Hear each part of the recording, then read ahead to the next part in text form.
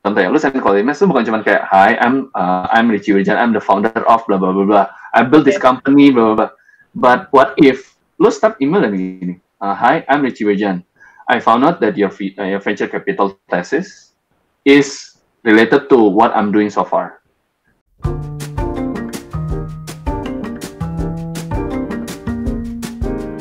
VisiTalk kembali hadir dan kali ini kita akan berbincang-bincang dengan Richie Wirjan, VP Investment of Kejora SBI Orbit Fund. Hai Richie. Halo, hi Ann. Thank you so much for having me. This is the second time ya kita ketemu ya. Betul. Via virtual. Ya, nanti mesti offline lah. Iya. Sebelum kita berbincang-bincang lebih jauh, mungkin Richie bisa menjelaskan Kejora SBI Orbit Fund itu apa dan posisi Richie sebagai VP Investment tuh tugasnya seperti apa?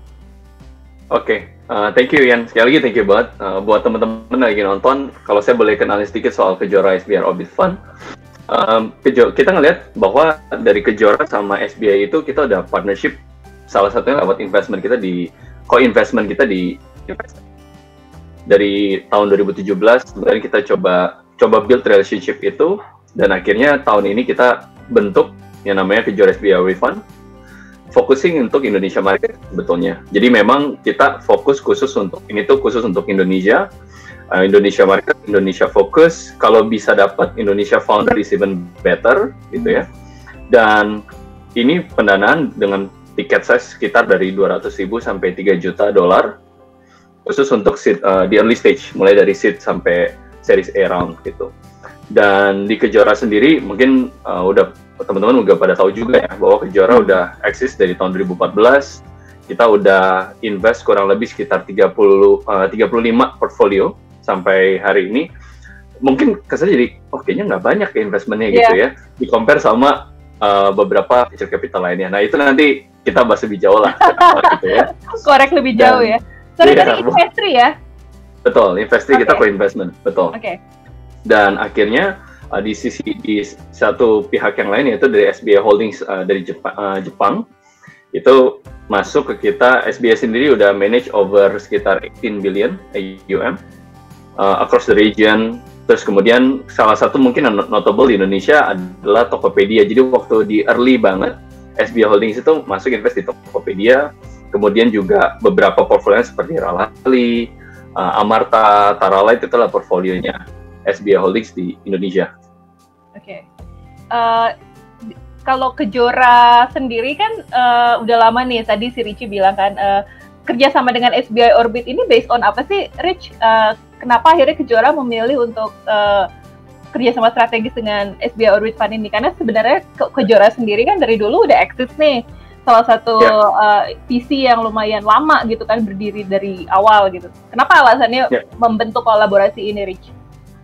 Karena kita lihat justru menariknya gini, kalau di sisinya kita ya, kita ngeliatnya Kejora lokal kan, kita even smaller lah. Kalau ke SBI Holdings yang udah you could say udah global lah, global banget gitu, worldwide level. Kita lihat kok SBI yang begitu besar malah mau rely partner sama kita gitu. Jadi kebalik, kalau lu kan ngeliatnya si Kejora yang mau partnership sama SBI kan, justru di kita kebalik, kita malah kayak kenapa malah SBI yang lebih besar mau decide untuk go partnership sama kita gitu.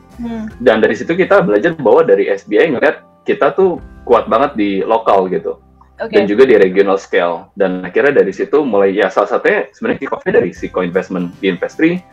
Akhirnya mulai gulir relationship, mulai ngobrol, should we bikin fund bareng-bareng nggak sih sebetulnya untuk memang let's commit gitu. Karena memang kita lihat dari sisinya Jepang pun, SBI kan juga intuit banget untuk invest di teknologi innovation di Indonesia.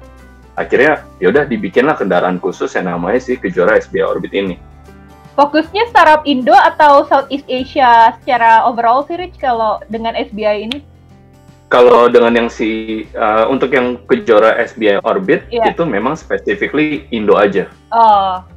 Gitu. Cuman enaknya kan begitu investinya masuk, kita invest, you get to big ecosystem kan, mulai dari si Kejora sama si SBI yang it go regional. Jadi sebetulnya ini tuh kayak kendaraan masuk mulai dari early stage, kemudian naik sampai akhirnya dapat si follow on, then you go to growth stage dan expand to regional, bisa gitu. menarik sekali ya kerjasama ini. Sebagai VP of Investment, tanggung jawab Richie sebagai apa? Apakah beyond Kejora partner atau sama levelnya? Enggak lah. Enggak, jadi kayak my first job ya pasti kan kita deal sourcing, build network sama build partnership sama investor yang lain misalkan sama venture capital ataupun bahkan sama accelerator ataupun si incubator program biasanya. Jadi itu baik lagi PR-nya emang ya balik lagi ya VP investment ya kerjaan you have to find the best portfolio out of the best kan. Yeah. Jadi deal mulai dari sourcing sampai sebetulnya di kita itu nanti akan ada yang namanya si post investment management gitu.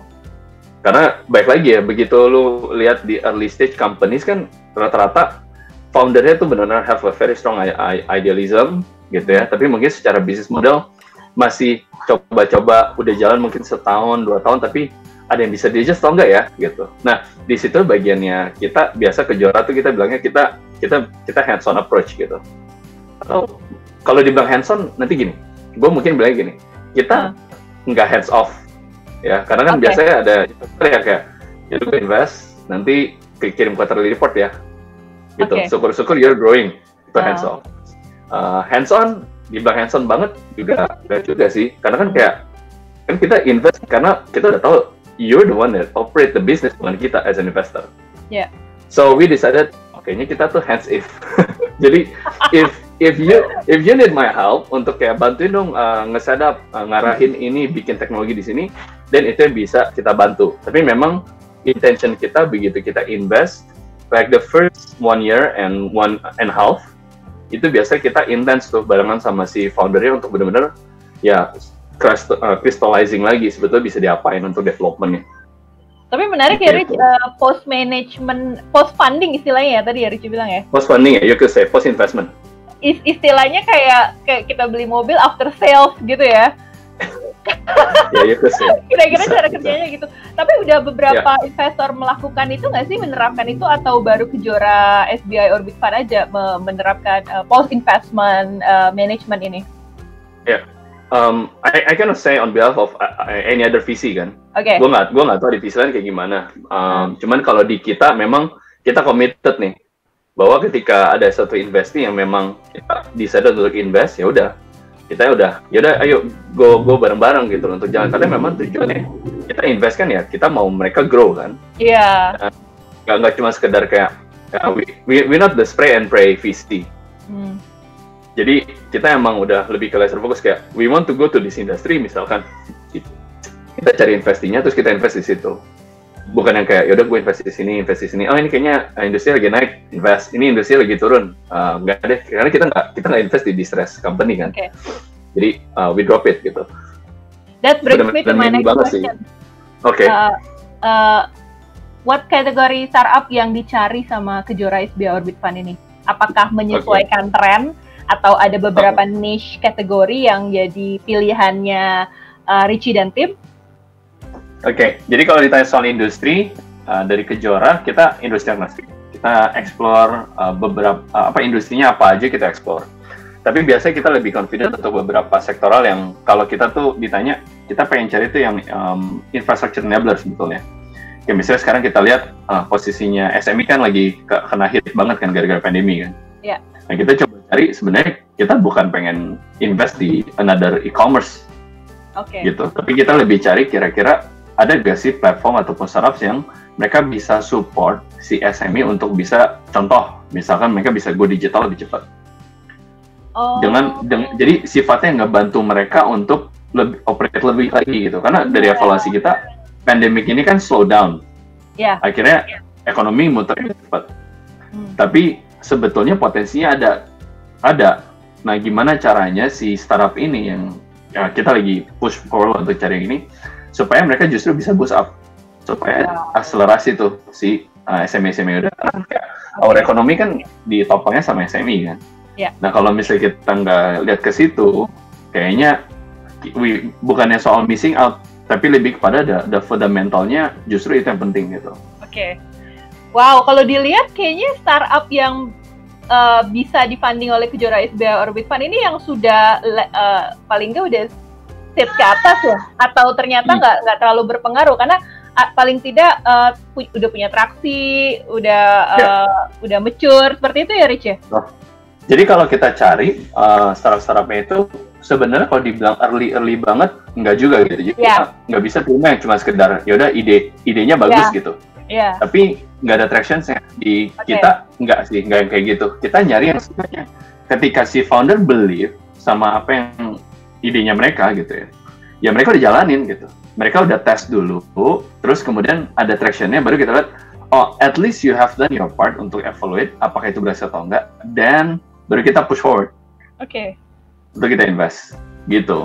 Menarik ya, karena kalau sebagai tech writer, gue nggak pernah jarang dapat rilis Kejora SBI Orbit Fund tuh funding di startup 1 tahun misalnya ada 5 gitu. Apa sengaja Rich Kejora SBI Orbit Fund tuh picky gitu? Atau emang 1 tahun tuh ada limitnya, ada kuotanya gitu? Ya, kayak sosok jual mahal gitu ya. play hard to get. Play hard to get. Enggak, bukannya kita play hard to get, masalahnya untuk cari investasi yang bagus, it's hard to get emang kan. It's not that easy gitu. Jadi, tapi memang secara khusus di tahun ini, memang di 2020 karena ya, you know the situation kan, pandemi kayak gimana. Jadi memang di awal waktu launching dari fund itu sendiri, kita kan memang bilang bahwa cuma 1 sampai 2 investment yang akan kita lakuin tahun ini. Wow. Gitu, cuma 1 sampai 2. Kenapa? Karena kita lihat kayak, I think let's wait and see until things getting better. Baru habis itu tahun depan awal 2021 baru nih kita mulai lebih progresif. Tapi mungkin expecting ya, maybe we invest in 5 to 6 company per year sebetulnya. Bener yang lu bilang ya. Lebih itulah. Tapi kalau gue lihat ya sebagai tech writer, apakah itu akan membatasi startup yang bisa di-curate sama Richie dan tim gitu? Akhirnya males nih Kejora SBI Orbit Fund kelamaan, akhirnya startup mulai berpindah atau ternyata nggak ada efeknya sama sekali, tetap pitch deck, tetap cold email masuk gitu Rich? Cold email masuk terus. Pantang menyerah ya? Referrals juga itu terus masuk. Kita soal gini, kita nggak kita nggak takut untuk misalnya contoh ya, ada kan investment yang kayak kalau soalnya gini, kalau misalkan lu nggak invest di kita sekarang, you'll be missing out. Karena kita abis ini bakal kayak boom gitu kan. Ya, di kita nggak, ya udah gitu, kita nggak takut yang kayak gitu. Ya. Begitu di challenge kayak you're gonna missing out, buat kita kayak, ya udah gitu, it's not our opportunity. There will be next gitu ya? Iya gitu, karena kayak Indonesia ini luas banget. Masalahnya juga variatif banget. Dan ngelihat mulai dari pertumbuhan terakhir kan kita lihat dari 3 tahun terakhir, co-working space, pertumbuhan program inkubator, accelerator, terus angel-angel yang masuk ke list ataupun yang nggak masuk ke list, itu kayak it goes up gitu loh. Jadi sebetulnya dari secara ekosistem, dari grassroots, dari bawah naik ke atas, itu tuh mulai banyak berbonceng orang-orangnya. Jadi apakah kita akan takut missing out? Jujur sih kita enggak sih. Cuman memang waktu kita untuk evaluasi memang terbatas. Ada beberapa kan yang, ada beberapa visi yang mungkin bisa kayak, oke, kita ketemu, nih gue kasih dulu term sheet dalam 48 jam. If you're not signing this, means lo yang missing out dari kita. Nah, di kita, kita nggak yang tipe yang kayak gitu sih. Karena kenapa? Kita believe sama Kejora dan SBI, kita ngeliat bahwa sudut pandang kita gini, title kita emang visi, tapi yang selama ini kita bangun itu ekosistem. Jadi dari cerita itu aja tuh angle-nya udah beda, bahwa ya gue nggak masalah masuk nanti ternyata gue miss lu punya seed round, ya udah lu jalanin aja dulu, nanti kita akan masuk di mana ya, lanjut lagi di series A atau pre-A misalkan. Kenapa? Karena gue nggak khawatir yang gue udah bangun sama ini di barengan apa yang Kejora udah bangun sama ini kan ekosistemnya.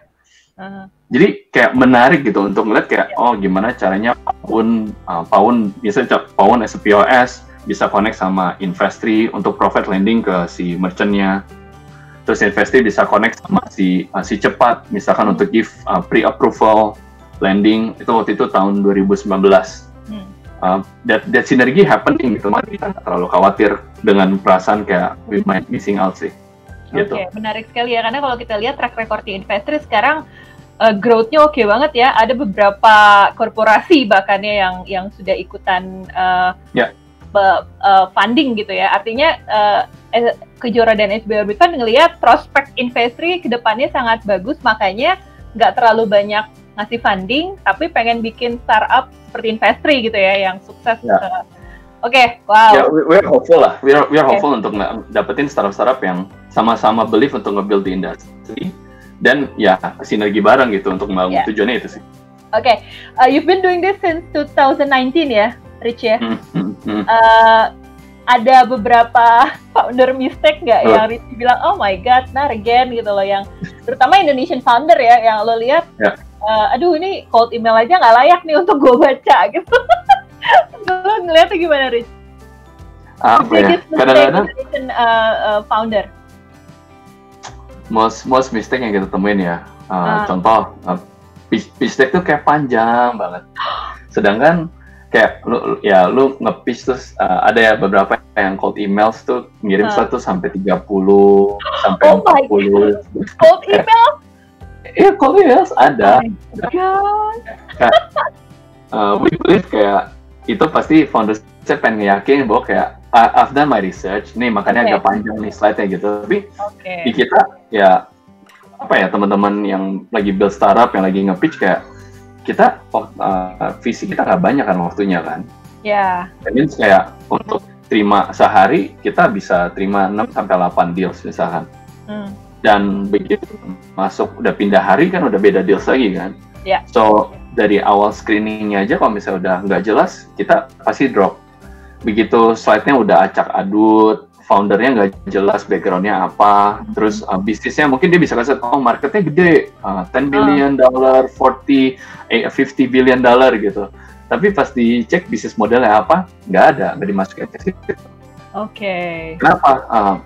Ya kalau kadang-kadang kalau di-explore, kok bisnis modelnya nggak dimasukin? Ya itu kan rahasianya kita. You want to be invested kan, you need to tell us how it works gitu. Lo ngeliatnya itu karena Indonesian founder belum terlalu mahir dalam fundraising game gak sih? Akhirnya mereka udahlah kirim aja sebanyak-banyaknya. Gue nggak mikirin frameworknya seperti apa gitu. Lo ngeliatnya seperti apa sih? Karena beberapa VC bilang Indonesian startup founder doesn't understand about the fundraising game dibandingkan dengan founder lainnya di luar Indonesia gitu. I will agree on that part, karena kayak emang kebanyakan nggak siap yang kayak apa ya, gue bilangnya mungkin dari mereka tipikalnya spray and pray juga.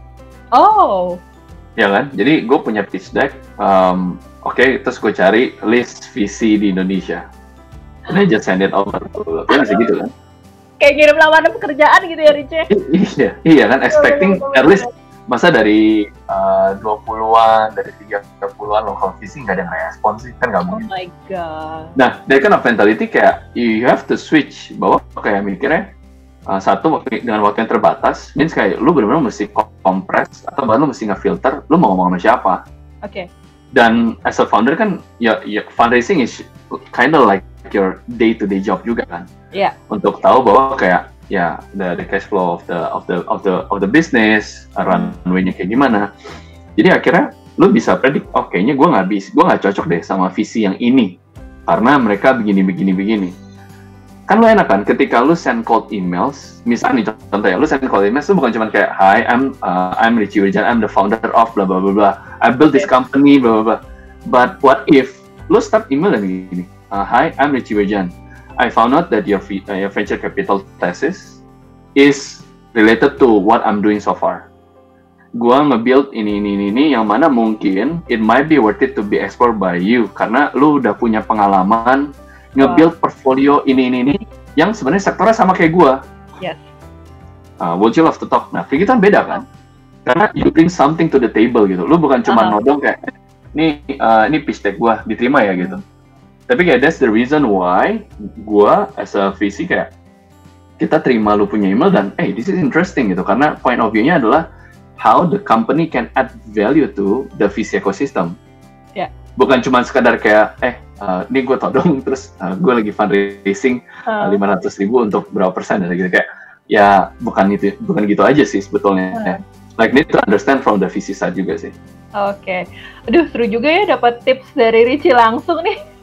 Ada beberapa gue wawancara VC, mereka cuma ngasih secara teorot apa ya, cuma nggak jelas gitu. Kalau lu langsung ngasih tahu kan. Semoga nanti yang nonton bisa langsung bikin seperti yang Richie kasih tahu ya. Hopefully. Oke, Rich, kalau kita lihat kan saat ini kondisi COVID nih masih panjang nih ya, dan beberapa startup juga terpaksa harus tutup nih. Kalau lo ngelihatnya ke depannya nih di VC scene ya, akan berubah nggak sih? Artinya akan mulai berkurang untuk invest, mereka nunda, atau mungkin hanya beberapa VC yang aktif aja yang akhirnya berinvestasi. Karena kalau kita lihat kan awal-awal beberapa bulan saat COVID banyak banget tuh investasi masuk ya. Sekarang udah mulai slowing down gitu. Kalau lo ngelihatnya sebagai VC, trennya seperti apa di VC scene di Indonesia during pandemic? Mungkin, in this case I would assume ya, karena kan gue nggak bikin prediksi yang kayak gimana gitu. Tapi asumsi gue ngeliatnya adalah dengan venture capital yang udah nge-build fund-nya, ya kan, dan kan kita punya batasan waktu untuk investment round, ada investment period-nya kan. Means kan berarti karena sekarang misalnya contoh di tahun ini jadi lebih pasif, tapi kan amount-nya tetap ada, ya kan? Means menurut gue bisa jadi sebenarnya mendekati akhir tahun bisa jadi deals-nya mungkin berkurang, ya, quantity of deals-nya berkurang, tapi nilai amount of investment-nya bisa jadi gede. Kenapa? Karena kayak lu kan dengan keadaan sekarang, pertama itu udah ke-filter lah beberapa startup yang nggak kuat fundamentalsnya, yang bisnis modelnya bakar-bakaran dan sebagainya, akhirnya kan otomatis mulai ke remove lah, ya, kayak anggaplah kayak seleksi alam. Itu dari sisi players misalkan. Terus dengan jumlah yang berkurang, means kan berarti ada sisanya yang bertahan nih. Sisa yang bertahan ini kan berarti kita ngeliat, means lu bisa ngelewatin badai ini nih. Nah, dengan kayak gitu berarti kan bisnis atau fundamental lu kan lebih solid.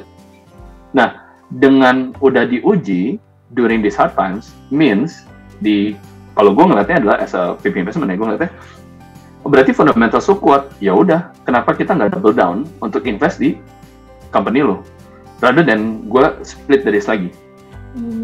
Ya kan, karena kan udah kelihatan, lu udah berhasil lewatin itu. Terus secara quality, I think you've made it so far. Ya udah, kita double down aja. Means ketika kita bisa double down, di kita kan juga secara equity portion kita bisa dapat lebih besar. Tapi means berarti kita bisa kerjain bareng-bareng dan bisa jalan lebih cepat.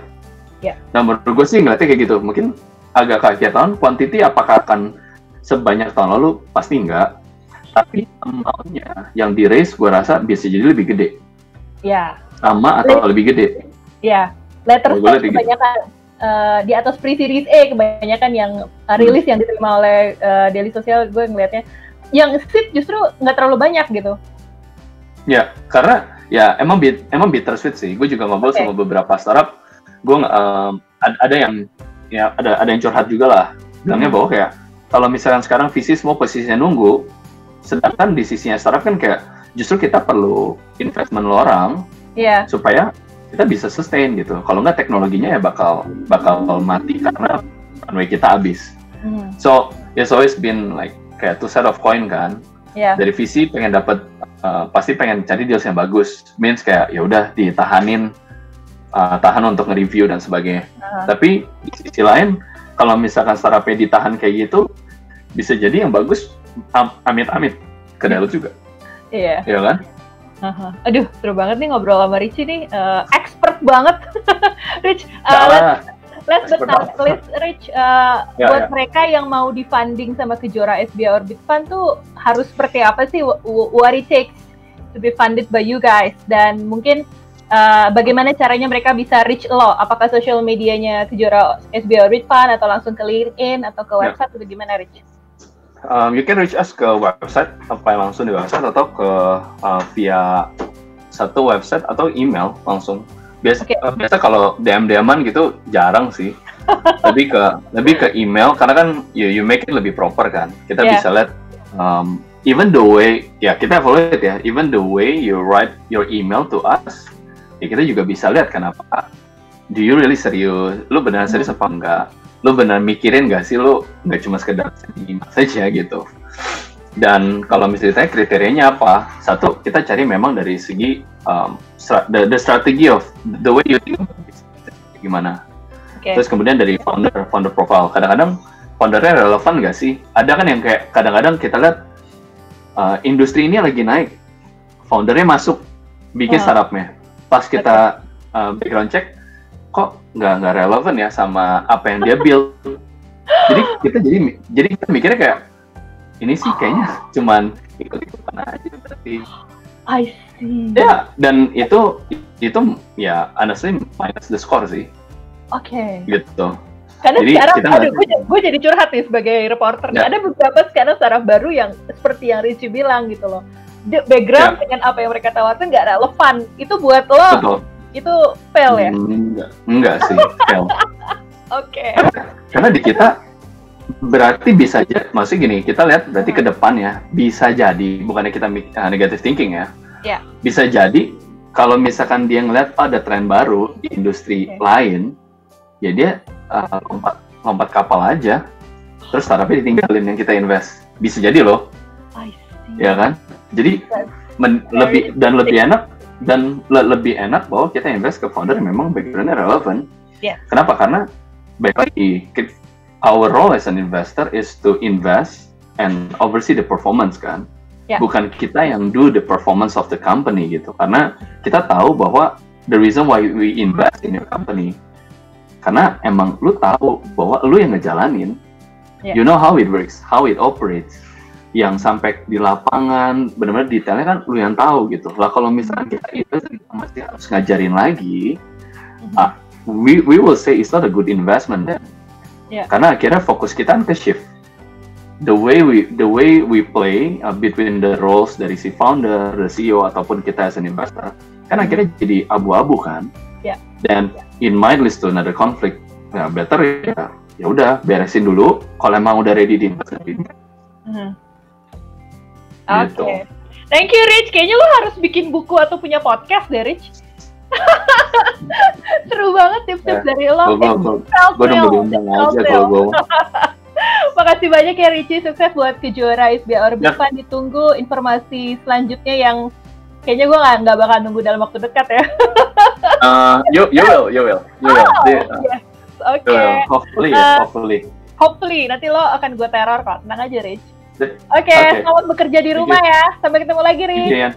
Bye bye. See you. Bye bye.